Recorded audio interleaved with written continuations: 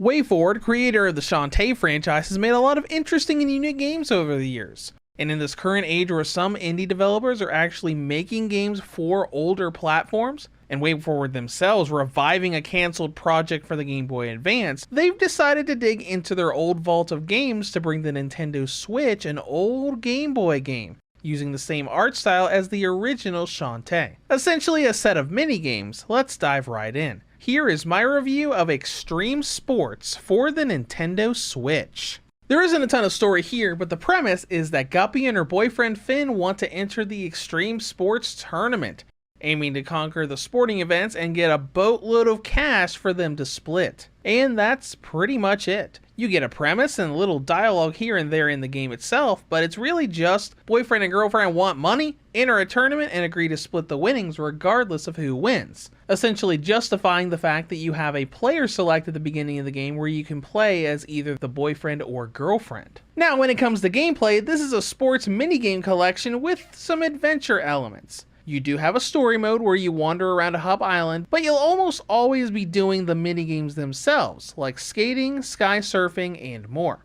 And all around, this is essentially just a port of the Game Boy Color game with a few additions here and there rather than a true remake or remaster. We have an extras menu that will show you a virtual Game Boy Color cartridge and a bunch of official and concept artwork for the game's characters. And once you get into the game, we have some very Nintendo Switch Online-esque enhancements. So much so that it even looks like an altered version of the Game Boy's Nintendo Switch Online app's UI for the emulator features. Though to be fair, the Switch version of Shantae used the same emulation menu. Said features included here are 3 slots for save states, changing the screen size between the native resolution in the middle of the screen, a 2x native resolution, and full that lets the game still have that 4:3-ish ratio, but go from the top to the bottom of the actual Nintendo Switch screen. There are also various filters themed around limited run games, from retro neon colors to an actual Game Boy around the quote-unquote screen of the game. Now these are all great and fun features, especially for how this game can be at times.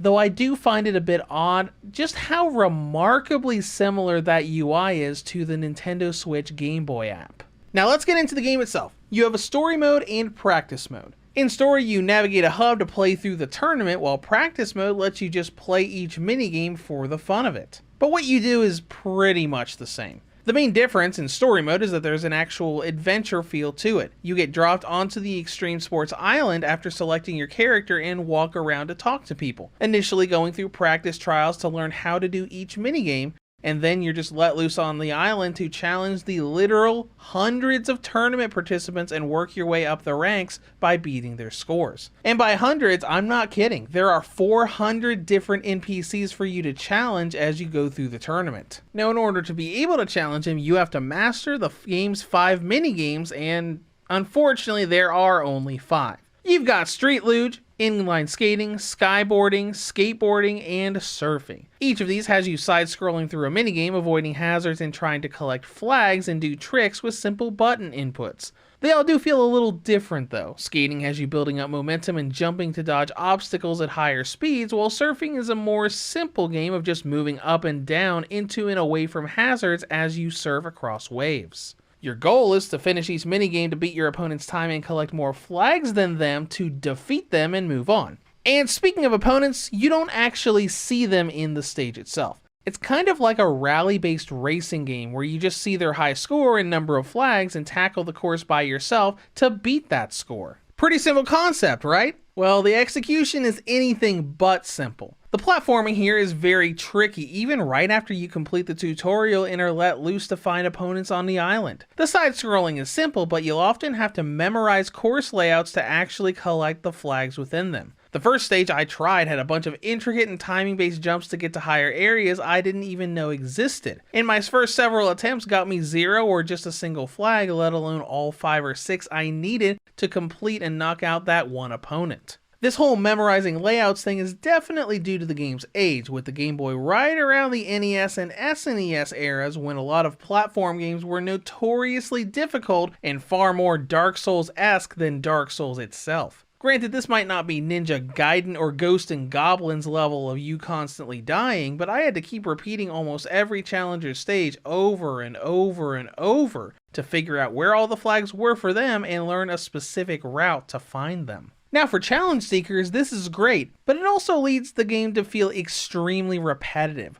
With only 5 different sports, this is a game you do not want to just sit down and play for hours on end or even for a single hour. It's a time waster and should be played as such. I had to spread playing this game out across several days rather than what I usually do because of how repetitive it got to repeat the same stage over and over, and then finally conquer it only to find my next opponent with the same sport on the same stage with the flags placed a little bit differently. Now on the flip side, you've got 400 NPCs to challenge, so you've got a lot of content and length for the $10 you'll spend on this game. And it's not a bad little time waster. The minigames are neat and fun, and they offer a lot of challenge for those looking for intricate platforming with a fairly stress-free environment.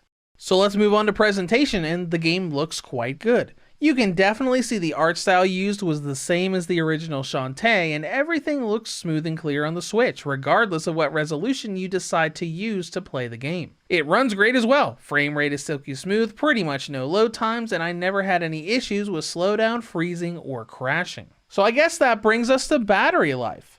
The original and light models get 4.5 to 6 hours out of Xtreme Sports, and the V2 and OLED get 8 to 10 hours. In conclusion, Xtreme Sports is a fun little sports minigame set from the days of the Game Boy Color. Now on the downside, it gets very repetitive with a lack of stage variety for each sport, the lack of variety in sports themselves, and I find the emulation UI being remarkably similar to the Nintendo Switch Online UI a bit bizarre. But if you want a challenging platformer and don't mind this being something you should really only pick up for a few minutes at a time, it plays well and is a neat little bit of gaming history from way forward. Reviews to go rates Xtreme Sports for the Nintendo Switch a 7.5 out of 10. If you have any comments or questions, feel free to leave them below. Thank you for watching and have a great day.